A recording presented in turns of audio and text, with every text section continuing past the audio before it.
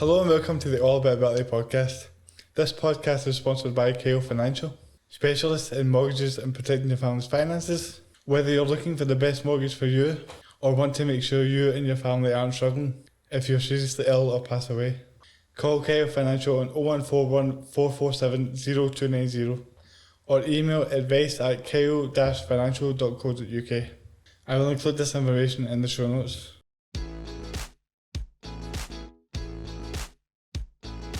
That's really interesting you say that, because I should probably introduce you at this point.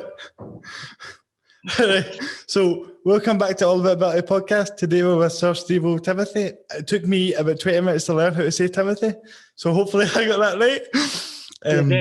You did. That's the cerebral palsy coming through. You see, that's the problem. You need to be clear, because people question it. Like, you should have been slower with what you were saying there, Keen. You spoke too fast. I don't mind them. Thank you for having me on. Anyway, how's things? It's amazing to have you, mate. I'm a really big fan, and to get to talk to people that you've been watching, and you actually it's weird, because you sort of had this idea of somebody through being fans of them on social media, and then actually get to talk to them is kind of a strange feeling. But it's weird that the real person is always different from the person you'd have envisaged in your mind that they are. You know what I mean? Yeah. Like, it's like when people come over to me for selfies and things, and I'll talk back to them, and they're there. You don't even sound like Michael, and I'm like, yes, he's a character. Like, I'm not actually Michael. You know what I mean? Strange. Yeah. He's not real, you know. Yeah. They're almost offended that you're not real. You're a phony. You know, it's like, Well, speaking of being offended, we were just talking about. You were saying how when you call yourself a cripple, people seem to take offence to that, which I found really interesting, because I've had the same problem. Yeah, and it's like people being offended for you, and that's almost discriminatory in itself, because it's almost like disabled people haven't the capacity to understand the context of the word, or it's like, I can call myself a cripple if I want. Like, you don't need to be offended for me. Like, I'm always of the persuasion that word needs to be taken back, and it needs to be stripped of its negativity, like the way the gay community took the word queer and re-established it as their own word, like the African Americans took the N-word, of course, and made it their own. Like, if you strip a word of its power by reclaiming it, it's not going to have as much power when used against you. So I call myself cripple all the time, and like, people do get offended, and it's very strange. It's almost like, oh, he shouldn't be using that word. Oh, that's you know, it's almost like they're offended for me because they don't believe that I can understand the context or something. It's almost like the poor pet, you know, like, and it's I fully know what I'm doing, and you know, it's strange. You know, it's a really interesting examples you used there with the gay community, just in terms of how they've been able to do that. Because for me, that's sort of how I feel about the actual term disability in and of itself, which is why this podcast is called All About Ability, because it's sort of a pun on like how you're not able to focus on what you're able to do. You always need to focus on things, like, you always need to be reminded, by the way, you can't walk, just so you know, in case you forgot. You can't walk. And so it's like, it's a constant, if you're able to change the meaning of the word in the context, it changes the whole perception of what you're able to do. Yeah. Another thing as well I find is really, really weird. People can't square the circle in their heads that you could be a wheelchair user and not be a full-time wheelchair user. So like, you'll always have people commenting, wait a minute, I thought he couldn't walk. And then they're like, what's he using the wheelchair for? And it's like, some people can't walk long distances, so they need a wheelchair. And it's very hard, because people always think if you're in a wheelchair, that's it. You are a full-time wheelchair user, you can't leave a wheelchair. And then when they see me on the crutches, then they're like, oh, so you can walk. And you're kind of like, yeah, maybe 20 steps, and then I have to get my chair. You know what I mean? So it's strange. It's kind of... That's kind of interesting, though, because that's where I was going to go with my first sort of question was, I've been in a wheelchair my whole life. I'm 24, and through cerebral palsy, it affected the legs mostly. So I've been using a wheelchair my whole life, and when I tell people that, they go, I suppose that's not too bad then, because you're just kind of used to it. That's what you've been used to your whole life. Yeah. People say that to me. It must be harder for you because I was very active and I was always biking and climbing mountains and shit in Ireland. So people always go like, it must have been harder for you to take. And I suppose like when you kind of look back at it, see, I wouldn't be able to come at it from your perspective because I haven't lived what you have lived. So I don't know what you're missing or what you're used to, as some people say, but for me, I suppose the difficulty was obviously mine happened when I was 23 and I was very active. So yeah, a year or two later when I'd be sitting in my wheelchair, like looking at the lads out the front of my house playing football, of course I was fucking depressed out of my head. You know what I mean? But, Yeah. but like obviously you look at it at a different way, and I suppose you're not used to it, but it is your normal, and this is my normal. It's a new normal, but it's normal nevertheless. Exactly, and normal is. I always like to say on this, to be different is to be normal, and that's what. Yeah. Because normal is kind of this thing that we just sort of made up as a concept in itself, like. Yeah, it's a very Romanesque thing. The perfect man, the perfect physique. It's a very that normalization, normal, to be normal. Like there is no normal. There is no stereotypical normal person. Like there might be a person that looks normal, or like when people used to say to you when you were younger, act normal. Well, yeah, but what is normal? Normal is societal. It's a societal construct, but it's also cultural. What is normal in our society be abnormal in another society. So to Yeah. be normal is, I suppose with the way people mean that is, normal is a person who can walk. Normal is a person who's, I suppose, can speak, can hear, can see. And if you don't fit those brackets, then you're considered, I wouldn't say abnormal, but out of the normal fold because you don't Yes. fit that category. You're blind, or you're deaf, or you're a full-time wheelchair user, or you're a full-time crutch user, or etc. Like, Yeah. so it's kind of that whole thing. But especially because it seems as if there was a guy I had on called Mick Scarlett who has been in a wheelchair for longer than me, and he's older than me, and he's much more wise than me, So yeah. he was talking about it, and one of the things that he was talking about was that when you look at like the Paralympics, how that's one of the few things that gets covered in terms of sports sense. You're only really, if you've got a disability, you're only really considered normal if you can compete at the highest level of some sort of athletic. Because it makes you as similar to an able-bodied person as possible. So therefore, it's like we are considered then acceptable if we can contribute something that is way above the standard of any able-bodied person. Yes. You know what I mean? So we are worthful. We are worth value because we are providing entertainment or so on. But if you're not doing that, then an overweight guy on the couch that never leaves considers us useless, because he can stand, even though he fucking practically doesn't anytime. You know what I mean? So, but it's also the whole thing about like disability, ability, and value in that context. Like if all of a sudden tomorrow cities were in the sky and a certain population spontaneously grew wings, the ones without wings would then be disabled. They'd be in our category of us. So a society makes us disabled. Our culture, the construction around our cities enable us to be disabled. So they're enabling disability by the very construct of the construction of our buildings, of our society. So like the harder a thing is for someone, the more disabled it is, but it's not us creating that disability. It's them fences and obstacles that are put in front of us. Yes, it's not the disability that's the problem, it's the inaccessibility.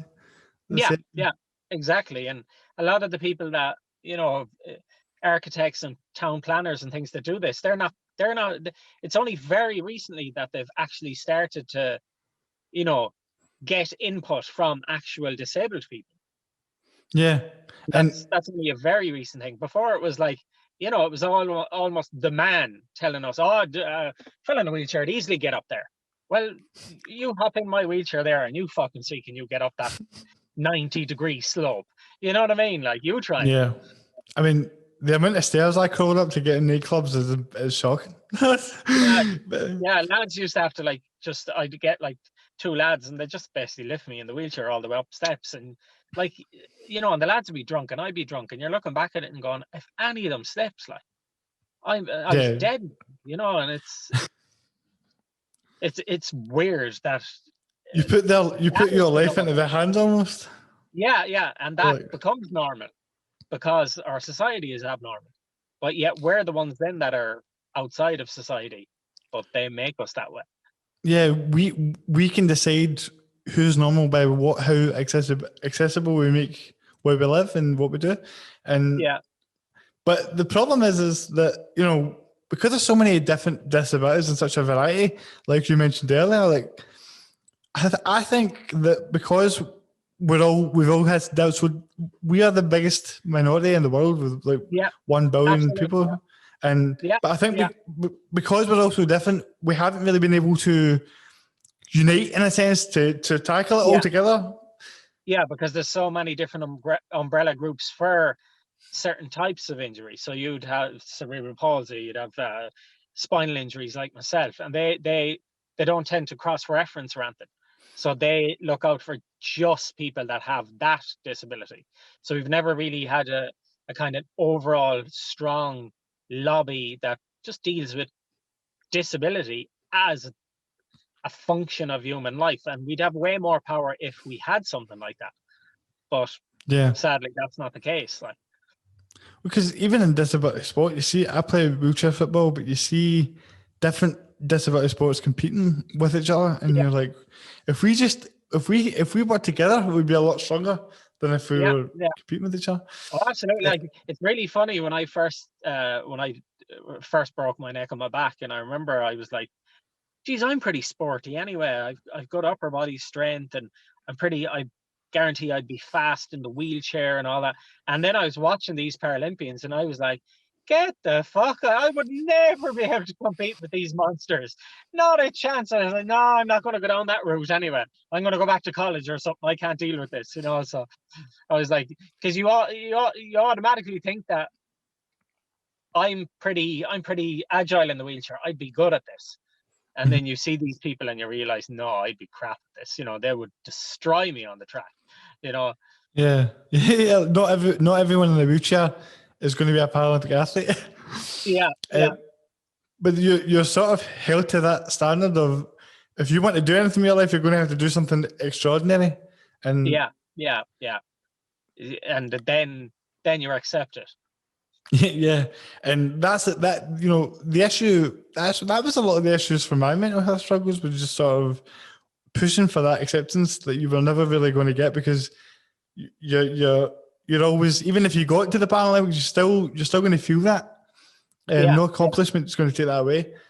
You're still kind of in a way going to be a second class citizen because you don't fit the accepted norms.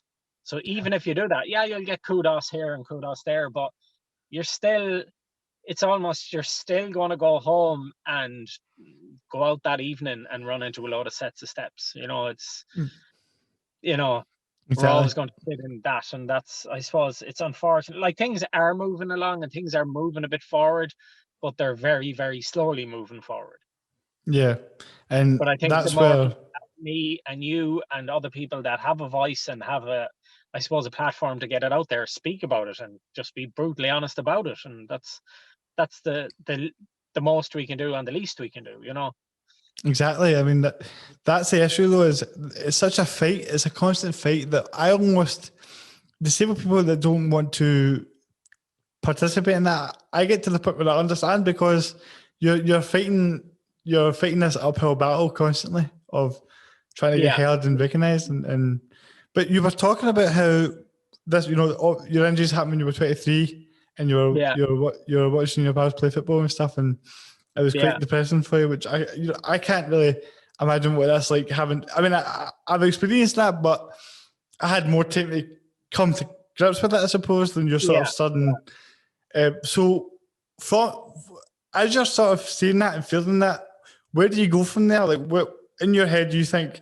Right, how do you get to comedy, for example, from that position? Jesus, I don't know. I suppose like I was always pulling the piss out of myself, and I was always joking, and I was always kind of. I think that's the only thing that got me through the accident and got me through hospital was I was always pulling the piss. I think without that, I like I did contemplate ending it a few times because especially at the beginning because I didn't know whether I was going to lose the power in my hands as well because I'd C2 and C7 fractures and so they weren't really sure whether I'd be quadriplegic or paraplegic. So I was kind of it was in and out and close call there for a while. And I suppose it's just I suppose it was your ability to go like, right, this is the situation. I have to fucking deal with it. I'll just have a laugh. And you also use that as a mask and as a cover because obviously you're feeling so crap inside. So I suppose that is still why I do it. And I suppose I find value from doing that. And it's the whole thing of making other people laugh because sometimes you can't feel the ability to do so yourself. So you get that Yeah, feedback of like, you make people smile and you're giving them what you possibly have difficulty attaining. yeah. Well, I was reading the Facebook status you put out in September earlier on today, and one of the lines in that was exactly what you just said there, where you said that it's you want to make people smile and happy, but it's your inability to do it for Yeah, yourself, which yeah. really is, that's something that really kind of resonate with me because it's seems like a very common thing that comedians say, especially. Do you think that's Yeah. how Oh, do definitely. you Yeah. uh, I think most of the comedians I've met have had similar struggles with mental health and things. I think it's a kind of common thread throughout people that want to make people laugh. And I don't know the psychology behind it. I did study psychology, but I suppose it's the whole thing of, like I said, it's sad to have to say that like I get my happiness from seeing other people happy because I can't be happy. And it's a sad thing at the same time. Even to say that, it sounds really sad. That because I'm miserable, at least I have the gift of being able to take other people out of their miserable misery for like a few minutes or a few hours or whatever length they're watching the videos. And it's kind of sad to say, but you feel better from doing that too. So you yeah, get a reflected happiness back through it. It wouldn't be a genuine happiness, but it's a reflective happiness and it's happiness nevertheless. So you still, and I suppose the nice messages and the nice comments and, meeting people that, be telling you nice stories about how you've changed their lives and things like that. And I suppose it's nice to hear and it does make you feel, I suppose, of value for fulfilled? what you do. Yeah, like you feel fulfilled from it, kind of. Yeah, yeah, yeah, definitely. And I think that's a very common thing with a lot of people. And so to be able to acknowledge that and articulate it that way, it makes it so much easier for other people to come out and express that as well, rather than go the other way. Yeah, yeah. I suppose Which, I all like from the very beginning. I suppose I've been very vocal about I suppose my battles with my with my, as you know, when your body starts to fail and bits don't work anymore and your knee starts crumbling under the weight of your body and your shoulder pain from trying to hold yourself up on crutches and then your mental health as well obviously gets affected by that. So I've tried to be, I suppose, as open and vocal about it as I can. And I don't ever want to come across as preachy when I do it. Like, as I know when I was 15, 16, 17-year-old me, I don't want to hear some professor talking about it, or I don't want to hear some like the lads from Boyzone or something saying, "Hey, look out for your mental health." I'd have been like, "Fuck you." I want to hear someone that's very graphic about it and curses and comes across genuine, because yeah, otherwise I don't want to listen to you. I don't want to listen to like a polished person that's just being paid to be a spokesman for some charity. I want to listen to someone who went through shit and is very like straight up about it. I tried to kill myself. It's fucking shit. Hope no one's gone through it. Give me a fucking message. That would reach out to me more than a big long spiel about like, hey, it's okay to be okay and blah blah blah, you know, and then the song, you know what I mean? Like, I just want, I suppose, Yeah. real, just being real Yeah. about it. It's Because in that danger relates of with it. it's in danger of becoming like a fad almost. Yeah. You have to talk about it now because it's seen as cool, and you're like, it's the furthest thing from cool. Like, it's the furthest thing from cool to be sitting in home in your room and looking at your medication and actually Googling what rough quantity you'd need of these to kill you very fast. Like, that's not cool. You know what I mean? That it's the furthest Yeah. thing from cool you could get. But I do that, and I have done it in the past. And that's just, I suppose, the reality of the situation. And that's life. And you try and get past it. And I suppose you get over it by, I suppose, talking about it. And some people will give you flack and they'll always go, oh, you're doing this for likes, or you're doing this for like, and you're like, do you understand marketing? When you talk about these things, I lose followers. I don't gain followers. This is not a good marketing strategy. You know what I mean? Yeah. And, you know, Yeah. I'm not going to get more likes on my page for being a miserable git. You know what I mean? It doesn't work like that. So yeah, but you're just hoping you'd reach one young lad that, you know, that might be feeling really, really shit, like, and that, you know, he'd see, oh, the fella that's always like on the exterior happy and jolly, that he goes through the stuff I go through, and that, Yeah. Jesus, if you could make one person think, and at most stop them harming themselves, well, then that's job done. And, you know, that's brilliant, you know. And you can tell when somebody's being honest about it. I think that's what the Yeah, big because there's emotion in it. Like, yeah. when I speak or when I say it in a video, I get emotional or I get angry because it is an emotive topic for me. And it's, as you said, you can tell when a person's being genuine because it'll come across in the way they're talking about it. Yeah. And that is the thing. I think there's a lot of people talking about it, but just very surface level. What Yeah, you yeah, you know, what you spoke about there was the reality of it, of yeah, what it's actually like. Whereas a lot of people are like, it's okay to be okay, and then don't, but and let's talk. But what do you want to talk about? What are we talking yeah, about? what's the next step? There's no like, how can I help? Or there's no, let's group together and do X, Y, or Z. And there's no, like, I've talked about it before, and I got criticized a lot for it because I remember thinking about it and thinking about doing it. And I remember all the echoes were going through my head of, it's a cowardly act. It's a coward. He took the coward's way out. And I was thinking to myself, like, I was just envisaging the bridge we call in town. We call it the New Bridge, but the Quincentennial Bridge. And I was like, it's the furthest thing from like, to stand up on that bridge and look down at that water moving at whatever 30 meters per second or whatever in the dead of winter, and you stand up on that bridge and jump down 60 odd feet into that water, like, that is not cowardly. Like, that takes an Yeah. extreme amount of bravery to do that. But that shows how skewed the thinking is, that a lot of people that do that, to them it's a heroic act because they genuinely believe that they are affecting the people that love them so much that they would be better off without them.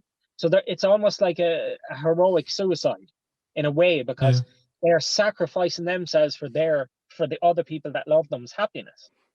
Which I know that's skewed thinking. I'm not glamorizing like suicide in any way.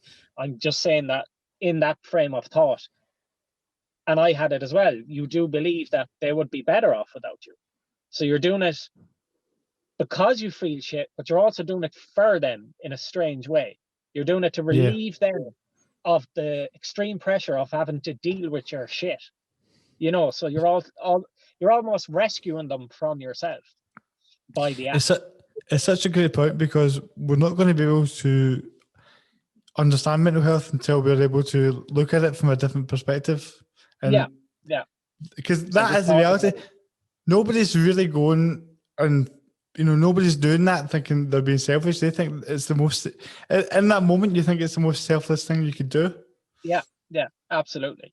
Now, I can't speak for everyone who has contemplated it or everyone who did the act. I can only speak from my point of view at that time when I was thinking it, and kind of, I suppose, speaking to a lot of people since, because like the more you speak out about it, the more you become a kind of quasi psychologist through Facebook Messenger. A lot of people message the page and things, and some of them are only like, keep up the good work and stuff. But now and again, and you'll get a genuine one that you're like, Jesus, I have to write back to this lad or this kid or this girl, and Yeah. they'll say they can't go to their parents, and then because of the very act of they can't go to their parents, they can't access certain mental health things because you need parental go ahead.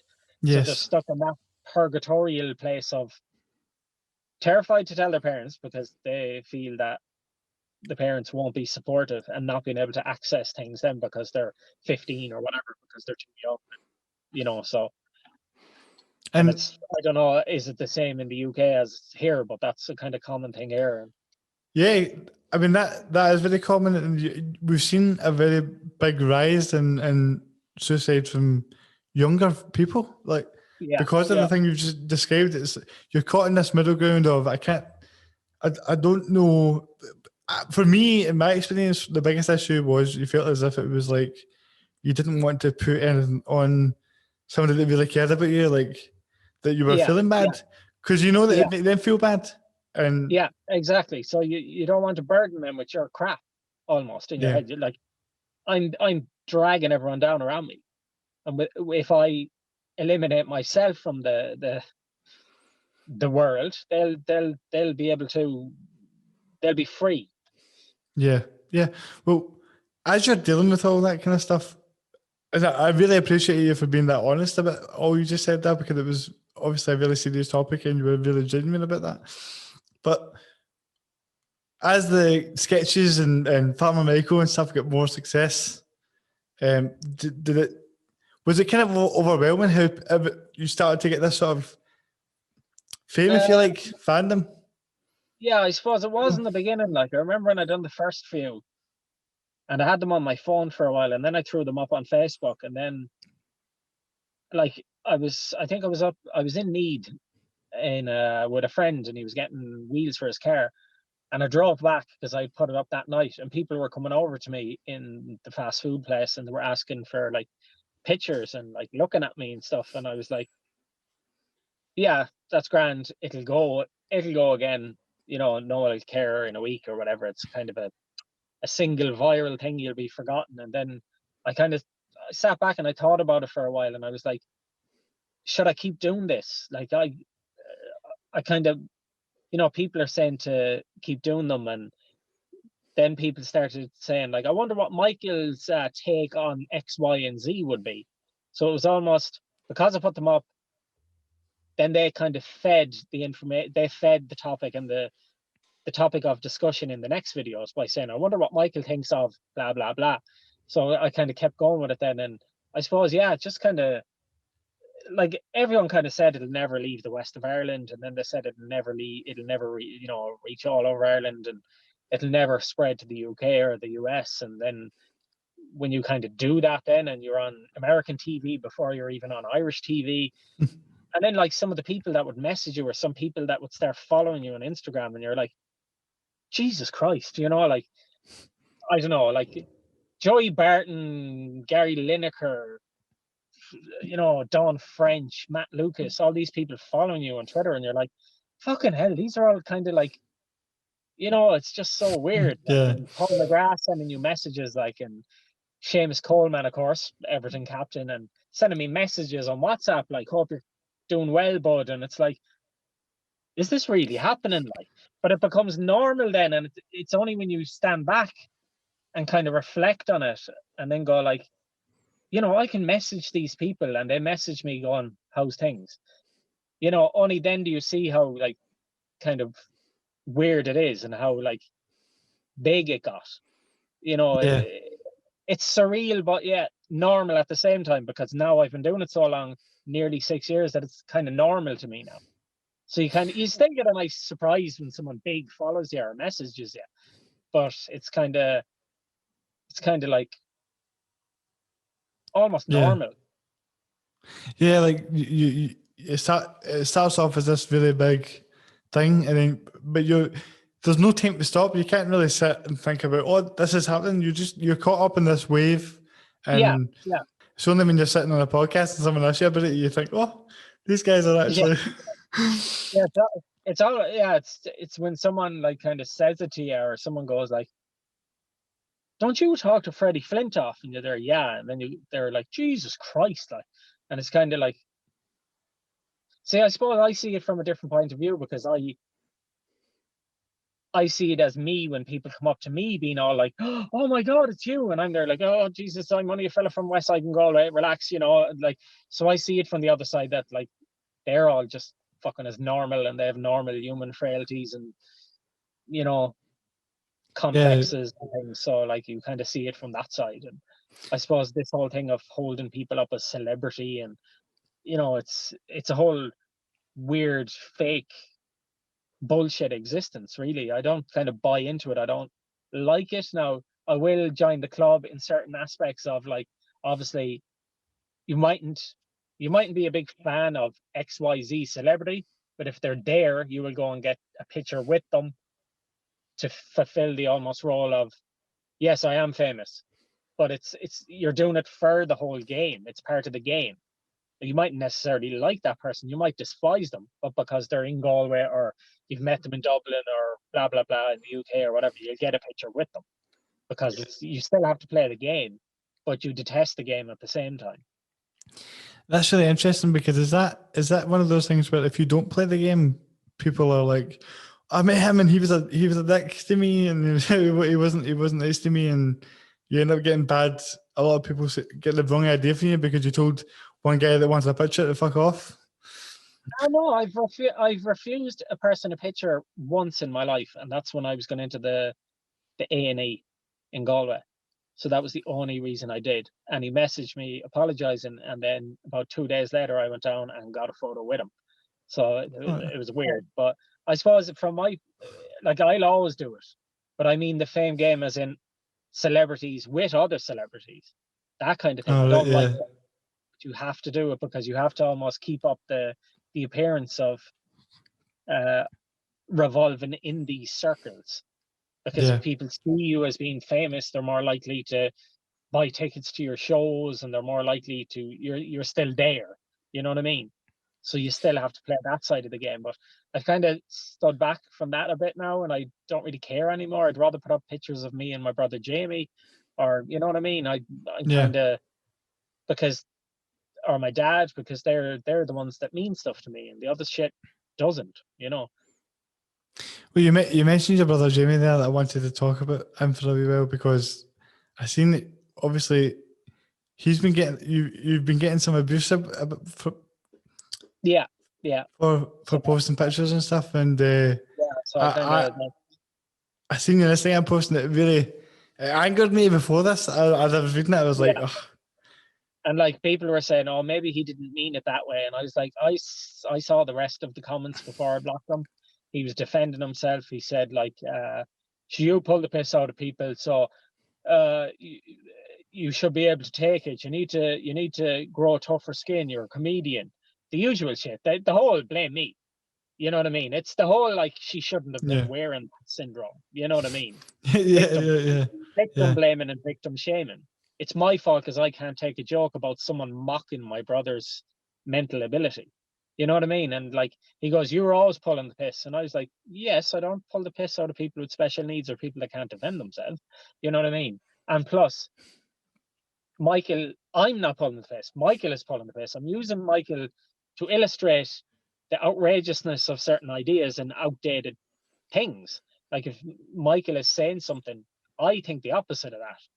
You know what I mean? Michael's an yeah, idiot. You're meant to be laughing at Michael. Some people laugh with him because he said the gays or the blacks or the Chinese or whatever. But you're highlighting his ignorance, and you're highlighting that these people still do exist in our society. Because everyone would say that's like my uncle or my granddad or my dad or whatever. But it allows you that freedom then to be a bit more dancing on the line. But it also allows you as well to be very, very satirical and very what on the the outside would look like, Jesus Christ, he's just said that. But if you're familiar with satire, you'd be like, oh, I get him. He's saying, there was no slaves in America. There were bracelets they gave them. They get them lovely you know what I mean? So so usually people will go, oh, I get what he's doing. Of course, he's taking the opposing point of view, and he's making it so ridiculous to make them look like assholes. Yeah, that's why it's so funny, because it's also, you're pulling on real people that are like, it's like, yeah, these kind of people exist.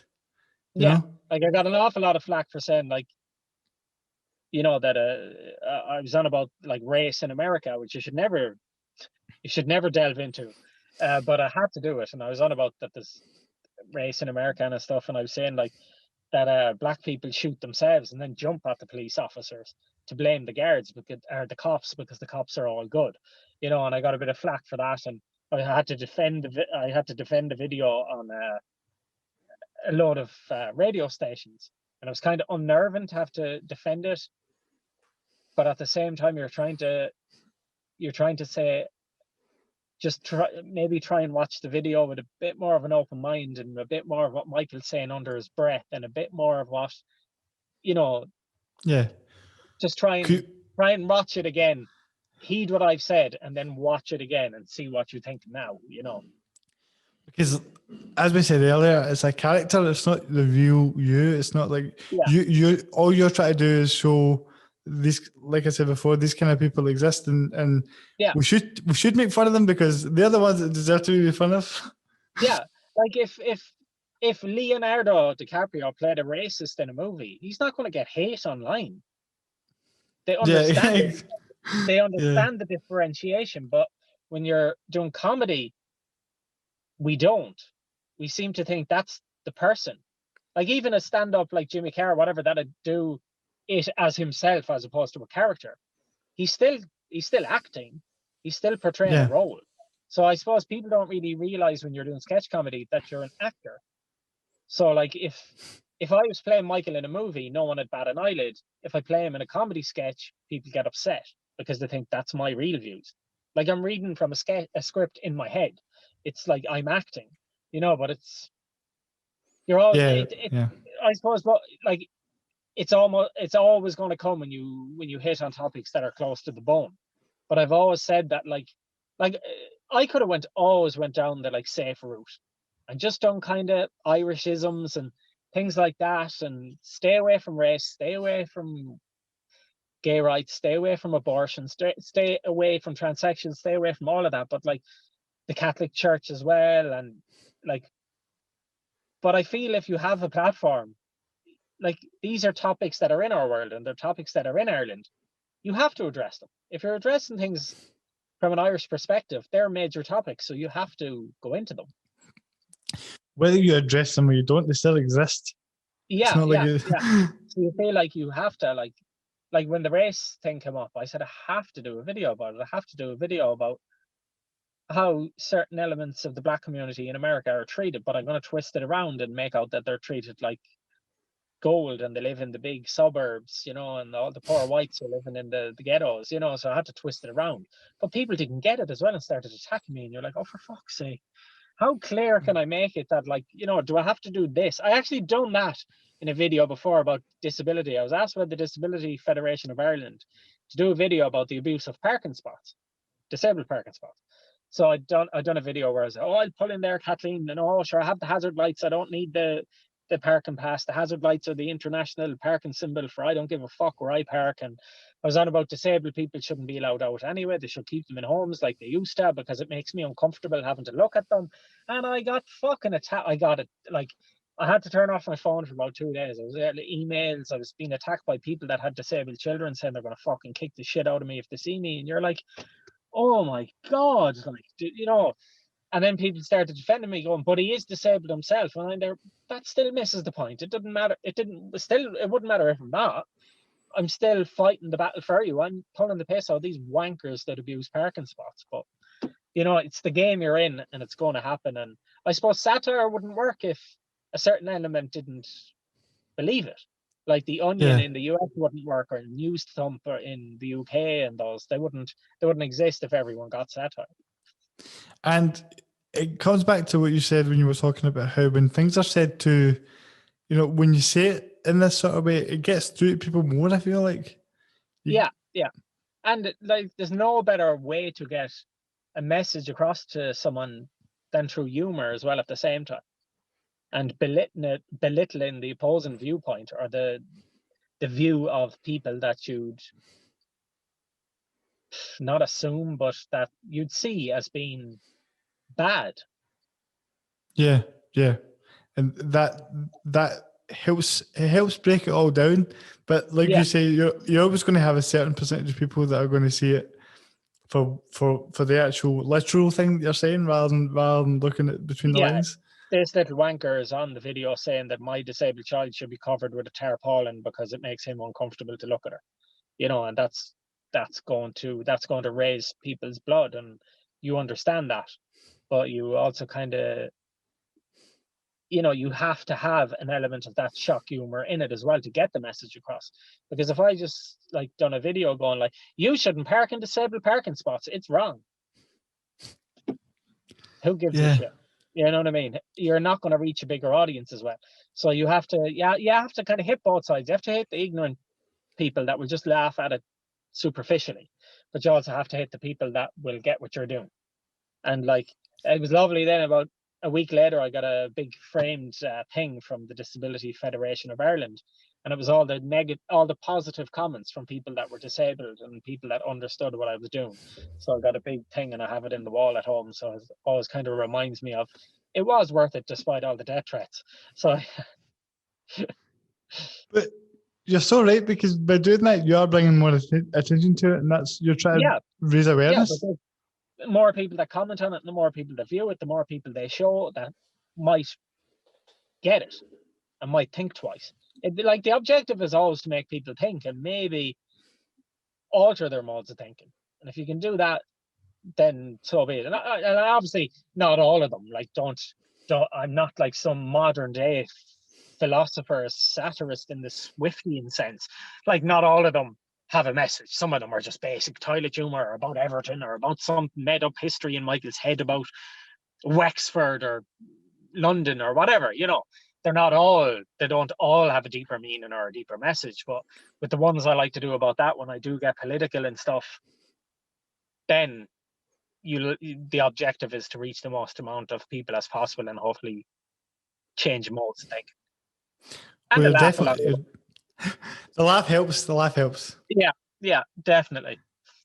You're definitely doing that though. That's how you make a real difference. And speaking of making a real difference, I noticed that you were doing you done a charity event, a 5K. Yeah, I don't know what the hell made me decide to take that on, but I was talking to the Irish Wheelchair Association of Ireland, the Irish Wheelchair Association of Ireland, the Irish Wheelchair Association, and I think they asked me would I share something or would I put up a story or some charity thing they were doing, because obviously with the lockdown they weren't able to do their normal fundraising events and collecting outside shopping centers and stuff. And I was just thinking about it for a while, and I kind of come up with the idea that I'll do like 2K on my exercise bike or 5K or something like that. And then the more I thought about it, I was like, no, I'll actually do it on a real bike for the crack. And I know I'm probably going to kill myself a few times, but I can do this. So because I wanted it to make the donations, like I wanted it to see more value for money, if that makes sense. Yeah, yeah. And like the amount of people that got behind it and the amount of people that sent their well wishes and good wishes and things was just incredible. And the amount of people that like retweeted it and stuff, it was unbelievable. How difficult a physical challenge was that? It was difficult enough because like I have movement from my chest down, but I have very little sensation. So it's hard for me to proprioception. So it's hard for me if I close my eyes to know where my legs are. So when I'm on the bike, it's kind of like my upper chest has been sellotaped to a plank of wood. So I kind of Yeah, feel very vulnerable. And the only I'm thinking if I come off this bike, the only thing that's going to be able to between me and the road is my face, because I can't put my leg down really quick. But I managed after a while to kind of brake in a way that I come to enough of a stop to get my stronger left leg down, just enough to stop me like tipping over or falling. So it took, like, it was trial and error, and it took a good bit. But I eventually got with it. But on the day I was kind of paranoid that I wouldn't actually do the 5, because 5K was 12 and a half laps, and the furthest I had done until that day was 7. But it was just the amount of people that turned up and the amount of people clapping every lap I did. It kind of gave you that, you fed off it, and it gave you that extra bit of energy. And yeah, it was probably the hottest day of the year as well that I'd done it on. It didn't help matters. So, but I managed to do it, and I was delighted with it, and I was very emotional, and because I'd done it in memory of my mom as well, because she was a wheelchair user, she had dementia. So it was all kind of that, and I have a disability myself, so I can empathize. So I was happy I done it. But yeah, it was tough enough, but not as tough as I thought on the day. Yeah, because I've been looking at that kind of thing. I know how hard it is to even just wheel a manual chair. That's why I use a power chair most of the time. Yeah. And so to do that, I know that that's a physical beating, especially if the most you've done is 7 and then you're doing 12 that day, like Yeah. laps. I It's think really impressive. the hardest thing was like just dealing with the spasms in my right leg. Like, I get spasms in my left, but they're not as bad because that's my stronger leg, so I can control it a bit more. But when the right leg goes off, as I call it, it could stay going for a good while until I basically physically overpower it with my hands. But you can't do that when you're on a bike. So it was trying to strengthen it up enough and wearing my AFO and kind of just to keep it basically on the pedals. You know what I mean? If the left leg stayed, and on the day, like when you're going around, I could I'd look down every now and again just to get a feeling for where my right foot was, and I could see kind of sliding off the pedal. So I'd pedal a bit further with my left one, and then move it manually back onto the pedal again, and then kind of try to keep the momentum going, because I knew if I came to a stop or had to stop, that'd be very hard to get up again. You know, you've kind of like a jogger or a long distance runner. If you stop, you can't continue almost. So I had to keep an eye on that. So I think the spasms were the hardest, dealing with that. Did you have a point before that, like when you decided you were going to do this, right? In preparation, did you think did you plan it out, or did you kind of just wing it, or did you have to plan out training it and how long your distance was going to be, and sort of a regime to get yourself used to it? Yeah, we kind of gradually increased each time. Like the objective was to do 4K about 3 days before it, but I didn't manage that. As I said, I only got 7 laps around, so that was a good bit under that.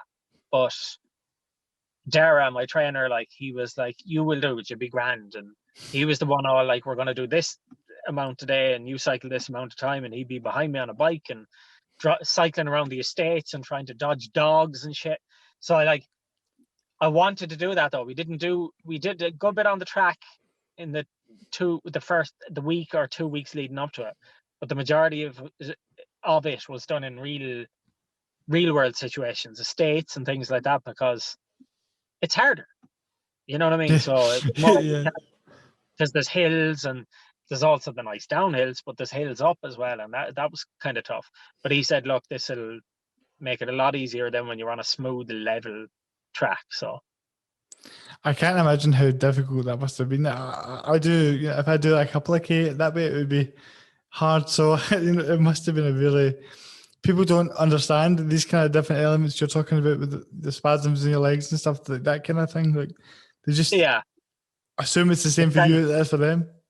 Yeah, people just see you on the bike and kind of see you cycling and go, "Geez, he's not bad on the bike. It looks easy," you know. And it's kind of, I suppose it's only people that would be disabled or have a similar injury or a similar battle that would be able to kind of empathize with the struggle of getting that far, I suppose. But like, I was happy I'd done it, but I wouldn't look forward to doing it again.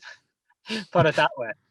but I might again, because it's been brought up a few times, so I might end up doing something similar in the future. We'll see. We'll see how much of a glutton for punishment I am. If you do, I'd be happy to join you. Yeah, definitely. Well, I was thinking of doing And, one for like Everton's People's Place. So, oh, nice, yeah. that would Because be, there's a lot of, I don't know if you've heard of muscular dystrophy, much about Duchenne's, but that's I've a heard of it, but not much about it. it's a pretty, I know a lot of people that have it, and it's like it's a terrible illness that you have. Your muscles deteriorate, and Yeah. your life is very much shortened. So I've been thinking Yeah. about doing something for them. I thought I'd maybe bring that up in case anyone's listening to it and has any ideas. Do it. But Absolutely fucking do it. That's all I'd say. Do it. yeah, But I've, plan it out and get advice from a trainer that would take you on, or a physio that would know about your injury and what, because you always have to work in conjunction with them, because you know what your body can do. yeah. And they know from talking to you then how far they can push you. Because the last thing you want to do is injure yourself, obviously. And I am the kind of guy that would do that and be like, I can do this myself, and then you end up, oh, my shoulders are gubbed. Yeah, and then it's like back to square one. Shit. you come out a bit more disabled than you were when you came in. Yeah. And have to do another charity thing to fund your own therapy, and then you're vicious circle of injuries. But I wanted to talk about the fact that you've went into music a bit and made some songs. I was listening to your chorus song earlier. And thank you. Yeah, I always had an interest in music, but I never really followed it up. I never really had the confidence to do it, because with the comedy, it's not you. You're not out, and you're wearing a mask. But with the music, it's you, and it's raw, and it's honest, and there's more on the line. You're more affected by negative criticism than you are by negative criticism from the videos. So you're more open, and it's raw when people attack it. But like, I've had nothing but good feedback. I've had 3 songs now, and one went to number 1 in the Irish iTunes chart, one went to number 2, and the other was like a top 20. So like, it's unbelievable, So, and I always, with my music, I always like, I don't profit from it. So I'll pay for the track to be produced, I'll pay for the instrumental and blah, blah, blah. But I don't take that back from any sales. So whatever the song makes, that's donated. So yeah, I just feel it's kind of a way of kind of giving back, I suppose. And people that buy the single know it's going to a good place, and it's kind of, so it's almost like a community effort. So any song I make, people know they buy it, it'll go to help someone less fortunate, I suppose. It's such a different area than comedy. It's like, in the sense of, like you just said, you're really putting yourself out there. Whereas with the Michael stuff, it's like you're playing a character, as we said. But it's chalk and cheese, really. Like, as you know, if you listen to any of my songs, they're very depressing and sad and very melancholic. Whereas the comedy is all upbeat and happy. And like, I remember when I started talking about going into music a few years ago, and people were going like, it's definitely going to be some Eminem style pulling the piss shit. And then I released All in His Head about a fella hanging himself because he couldn't cope with his disability. And people were like, oh, fuck. You know what I mean? So I think the music is more nearer to me. The music is more me than the comedy is. You're taking that mask off for everyone to see. And just being your raw self. Really, they all got me quite emotional, to be honest, because I could feel them. As somebody that's also in the wheelchair, obviously, I could relate very much to what the song was about. And because we've all felt for someone that we lost, or we've all felt down or depressed, and we've all felt, anxious, or we've all felt those things. Like, well, a few lucky ones probably haven't, but like most of us have had run-ins with that. So like, you try to be as relatable as you can, but also being personal as well to yourself. Yeah. Was it, as you're going to write, because when you're writing sketches, obviously it's all about where's the laugh going to be here, and yeah, when you're doing that, when you're writing that down, and it's all very personal to you, and the lyrics are really deep. Obviously, is that a different kind of process, or is it harder to get to channel that because you've been doing comedy so long, or was it always a natural thing? It's always kind of different. The comedy is more like if something happens topical or something in current affairs or news or whatever, or something in Everton, and you kind of like, if they lose, are we going to do it this way? If they win, are we going to do it this way? Draw, we might just scrap the video because it won't be interesting enough because nothing happened. So, and you'll have three things in your head, or three things I'll write down in an envelope, back of an envelope, and you'll try and hit them things along the video. So it's more kind of freestyle with a bit of guidance. Whereas the music, then obviously you can't really do that. The music, it's more like structured and, hitting the snare, and it's a lot different process. It's like when you start writing music initially, and you're going over it in your head, and you're listening to the beat, and you're kind of, no, that's completely out of whack. I have to cut out like 4 syllables there. I need another word here that has 3 syllables, and it's so different. It's more mathematically precise than it sounds. It's kind of, yeah. And then you're trying to not lose the message by adding in this word. If I take away this word now, does it kill that verse? Does it kill that sentence?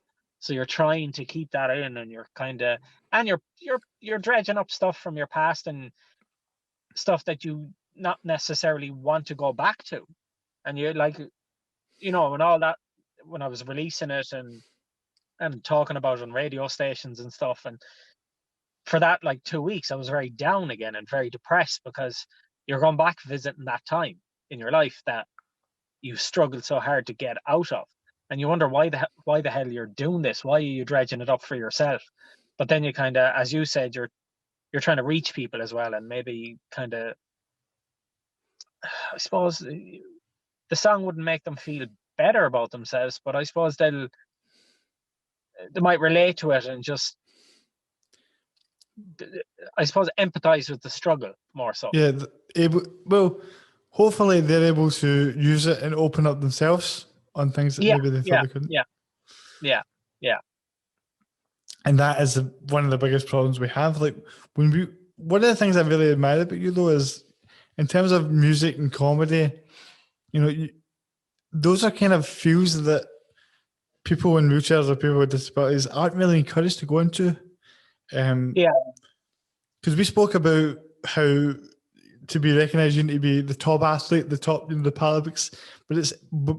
But in terms of, I know a lot of people that play like sport that are here to play sport because there's nothing else for them to do, even though they don't even like the sport. They just want to be around people and be around people like them.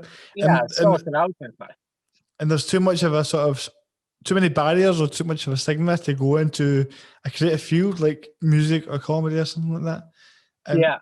I suppose that the great thing about modern day, like, you can do it all at home, and we have the internet, and we Facebook, and we have YouTube. So like a person that might be, quadriplegic can still put out a classical music piece, or could still, like No Voice guy that won Britain's Got Talent and stuff. He can't talk. And like, he was brilliant because he literally pulled the piss out of himself and his condition, which made him so more likable. Because people like people that, I suppose, people don't like, Irish and British people were very we would mock ourselves. And it's kind of that beauty we have. And Irish people, I think, even more so. We're so fucking, like, we can't deal with niceties. Like, we literally, like, in the area I'm from, when we were teenagers and we were young fellas, like, you'd literally just spend a half an hour when you met your friend that morning talking about how much you're going to ride his mother. You know what I mean? And that people would be there, like, anyone that was from America would be there, oh my God. And you'd be like, no, we're best friends. You know what I mean? It's what we do, like, just slag the shit out of each other. And I suppose, like, people like that, and people admire people that can do that, because, like, you have to be able to pull the piss out of yourself before you can pull the piss out of anyone else, really. Like. Yeah, because you're always open to it. If you're not prepared for that, and you go out in the world and you're thinking you're amazing, the first thing anyone says is going to tell you to It's gonna stress. cut you down, yeah. Like when I slag myself and call myself a cripple or a spastic or whatever, when a person uses that then against me, it holds no power. Sure, I call myself a spastic. Like, you're hit. Like, you're not hurting me. You know what I mean? You're not hurting me at all. I'll go home and take my anti-spastic medication, and they just laughed at.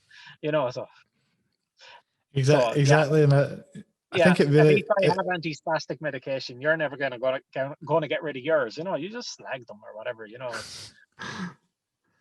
that is exactly it. I mean, you're normal. Going back to what we said at the start, you're normalizing it all. You're yeah, normalizing yeah. it all. Take the word back, because I'd always hate to think that there's a kid in primary school, as we call, I don't know what you call the equivalent of primary school, say ages 5 to 12, you know, and Yeah. I'd hate to think that there's a kid in there and that other kids might be mocking him or bullying him or slagging him, and they'd use the word cripple and that it would hurt him. I'd like for him to be able to use that word openly and be comfortable with using that word, because then no one around him can use that word against him. Yeah. And it's stripped of its venom, and it's stripped of its I suppose it's bad connotations. Such a powerful message, because for me, that I was that wee boy at one point. So it's really cool to hear you say that, and I think it's really going to make people think about the way that they're using these things. Well, hopefully, and as I said, for you, then it's totally different, because you were that. I wasn't. I was running around playing football, you know. So I've been put in that position. I've been, people that might walk past the car, or drive past, you crippled bastard, or you handicapped cunt.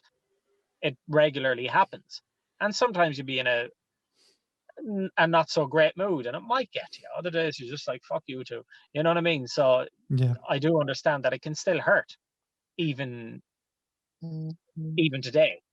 But I suppose, like, the more you use it, the more it strips it away, and that's, I suppose, the best thing you can do. You're not letting them have power over you, essentially. Yeah, it's more or less like Eminem in 8 Mile, where when he went into the rap battle, he pulled the piss out of everything about himself. So when it came back and the mic came to your man, he had nothing, because your man, he is just decimated himself.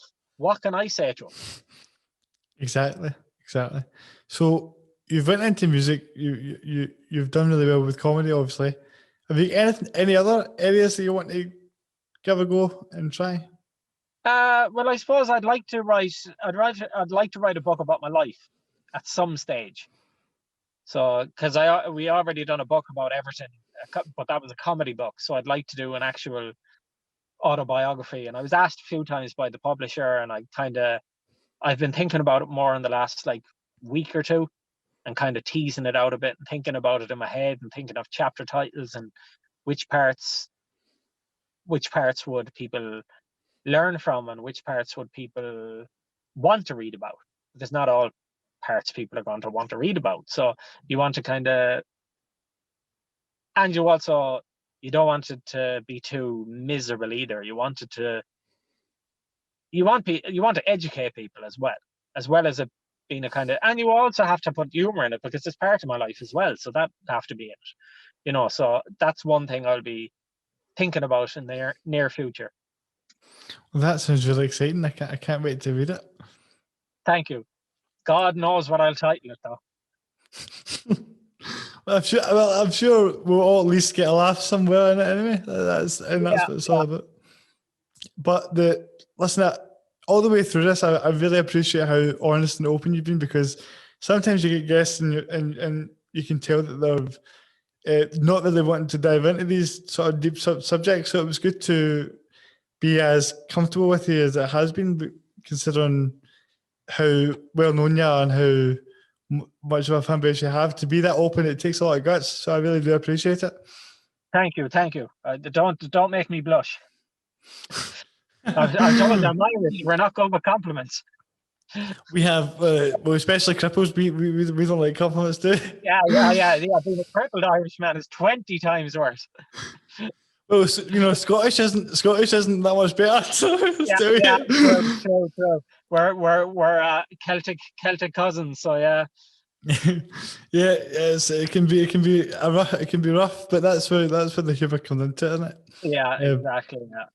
I always said I could have been a stand-up comedian if it wasn't for the stand-up part, but it just never worked Yeah, out. yeah, yeah. I used to call myself a sit-down comedian, so yeah. But that always works like a chat line, by the way. Oh, I always definitely, think. definitely. I always had one where I'd point at my crutch and I go, I don't really need this, so I only use it as a crutch. So, Oh man, see and then that's actually. I go on then to explain the joke too much.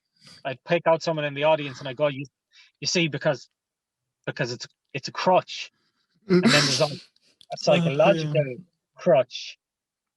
I don't think you're getting it right. So a crutch is, and I just overdo it just to kind of, I I feel like suppose. you just described me in every social situation since I was like 15 years old. So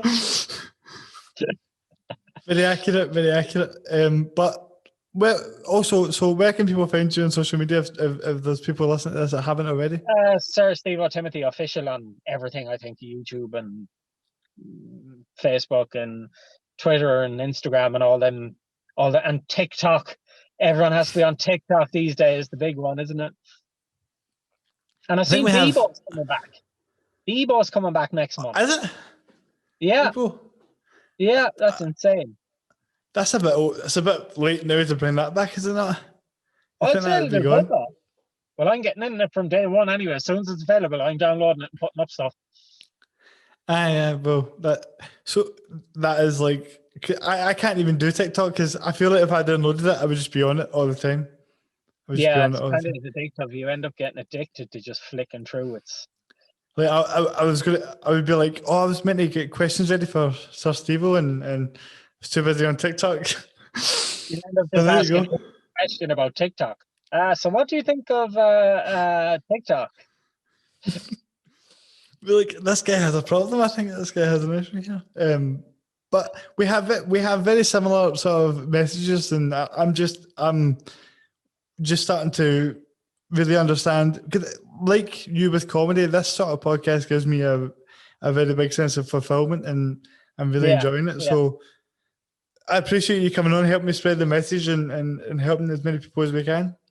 I appreciate you having me on, definitely, and thank you so much.